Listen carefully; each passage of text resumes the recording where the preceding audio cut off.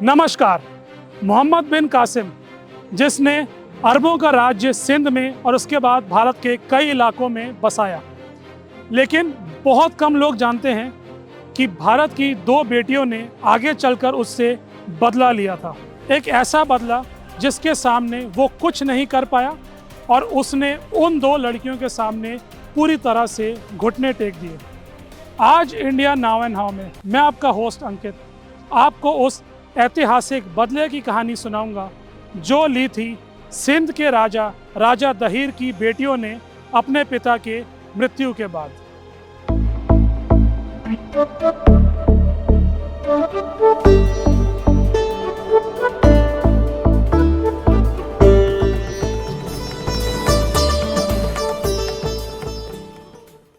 सिंध के अंतिम हिंदू राजा दहीर पर अरब आक्रमणकारियों ने 711 एडी में हमला किया।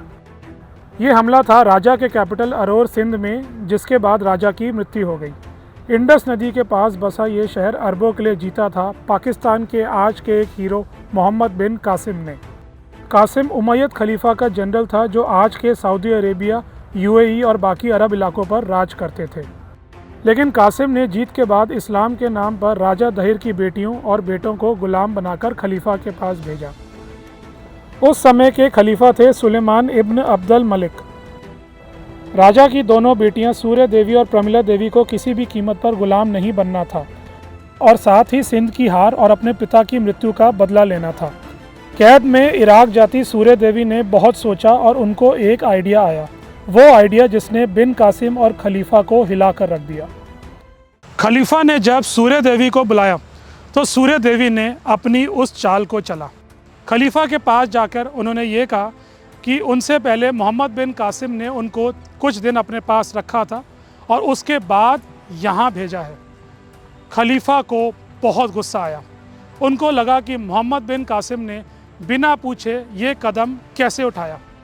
उन्होंने उसी वक्त कलम से एक पत्र लिखा और अपने आदमियों को मोहम्मद बिन कासिम के पास भेजा। उस पत्र में यह लिखा था कि मोहम्मद बिन कासिम जहाँ भी हैं उनको एक चमड़े के कारपेट के अंदर लपेटकर एक बड़े संदूक में भर कर उनके पास लाया जाए। ये खबर जब मोहम्मद बिन कासिम को पता चली तो उनके होश उड़ गए। उनको समझ ही नहीं आया कि खलीफा ऐसा क्यों कर रहे हैं, पर सूर्य देवी की चाल कामयाब हो गई थी। मोहम्मद को बैल की खाल में लपेटकर उसमें रस्सियों को बुनकर बीच में डाले जाने को कहा गया। उसको ये आदेश सुनाया गया और वो उसको मानने के अलावा कुछ नहीं कर सका। बिन कासिम की बलूचिस्तान और इराक के रास्ते के बीच में ही चोटों और दम घुटने से मौत हो गई। उसकी बॉडी को खलीफा के सामने लाया गया जहां सूर्य देवी और प्रमिला देवी ने उसको देखा।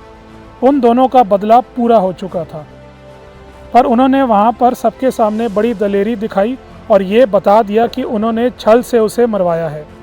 खलीफा सुलेमान को कुछ देर तो समझ नहीं आया कि हुआ क्या।